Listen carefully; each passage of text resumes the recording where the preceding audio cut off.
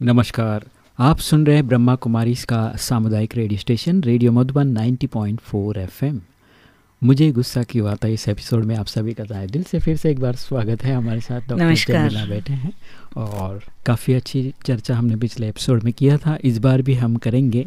जैसे कि हम अगर मन को अच्छा बना लेते हैं तो बाकी सब बातें ठीक हो जाती, अगर मन हमारा ठीक नहीं है तो मुश्किल हो जाता है, क्योंकि शीश महल सा तन था पर मन तो बिल्कुल खंडर था, फिर भी सजाए ख्वाब हमने इस दिल में आशियाने में। इसलिए मन ठीक तो सब चंगा नहीं, मन चंगा तो कटौती में गंगा। तो डॉक्टर जमीला जी, आपका इस बार फिर से स्वागत है हमारे श्रोताओं की तरफ से। और आज हम किस चर्चा में जाएंगे? गुस्से के जो अगर अपन गहराई में जाए तो अपेक्षा और उपेक्षा, एक्सपेक्टेशन किसी से है। जैसे एक बाप है, उसके 2 बच्चे हैं, एक को वो डॉक्टर बनाना चाहता है और एक को इंजीनियर बनाना चाहता है। तो जो डॉक्टर बनने चाहता है जिसको, उसके मार्क्स कम आते हैं और वो डॉक्टर नहीं बन पाता है। और जिसको इंजीनियर बनाना चाहते हैं वो किसी म्यूजिकल ग्रुप में चला जाता है जो उसके पापा को पसंद नहीं होता है। तो वो उसकी उपेक्षा कर लेता है, उसकी जो एक्सपेक्टेशन है उसको उपेक्षा कर लेता है। तो यहाँ दोनों ही केसेस में वो बाप परेशान हो जाता है, ना उसका बच्चा डॉक्टर बना ना बच्चा उसका इंजीनियर बना। तो इसने तो कम से कम प्रयास तो किया, ये इसकी विवशता है कि मार्क्स कम आए, उसका सिलेक्शन नहीं हुआ, राइट। और मगर यहाँ दूसरे ने तो उसकी परवाह ही नहीं की, तो फिर नेचुरली गुस्सा आता है। तो जनरली माँ बाप का फ़र्ज़ है कि बच्चों को गाइड करे, मगर एक्सपेक्टेशन ना रखें।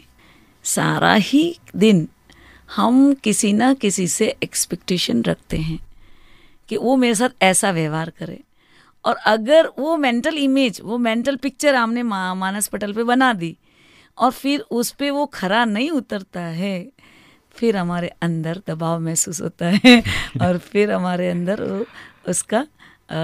उसके प्रति जो विरोध उत्पन्न होता है वो विद्रोह कहलाता है।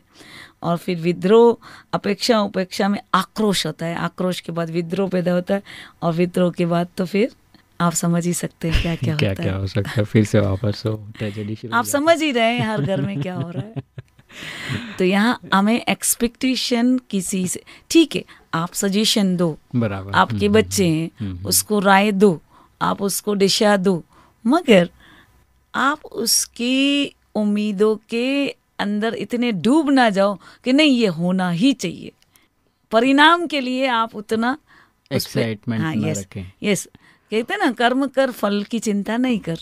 तो ठीक है, आपने उसको कर्म किया उस बच्चे ने, और कई बार क्या होता है आपकी और उनकी फ्रिक्वेंसी नहीं मैच हो रही है, उनके अलग एम्बिशंस है, उनको कहीं और दिशा में जाना है, तो आप अपनी बात नहीं थोप सकते। सही बात है। तो ये एक्सपेक्टेशन और जो उपेक्षा होती है, अपेक्षा और उपेक्षा, इन दोनों वजह से ही बहुत ज़्यादा झगड़े हो रहे हैं आज की तारीख में हर घर में, हर जगह।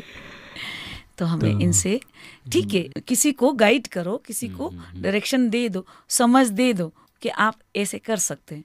अब करे ना करे ये उसके ऊपर डिपेंड नहीं, थोड़ा स्वीकार करो सिचुएशंस को। अगर हम स्वीकार नहीं करते तो फिर हमें मुश्किल परेशानी बढ़ जाता है और फिर चिड़चिड़ापन, गुस्सा वगैरह आना शुरू हो जाता है, विद्रोह, आक्रोश।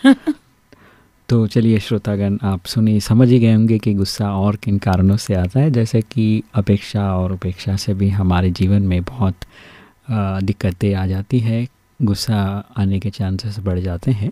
इसीलिए इन बातों के ऊपर थोड़ा सा रियलाइज़ करें और इनको अवॉइड करें तो अच्छा रहेगा। तो चलिए अभी सुनते एक बहुत ही प्यारा सा गीत आप सभी के लिए। आप सुन रहे रेडियो मधुबन 90.4 FM पर मुझे गुस्सा क्यों आता है।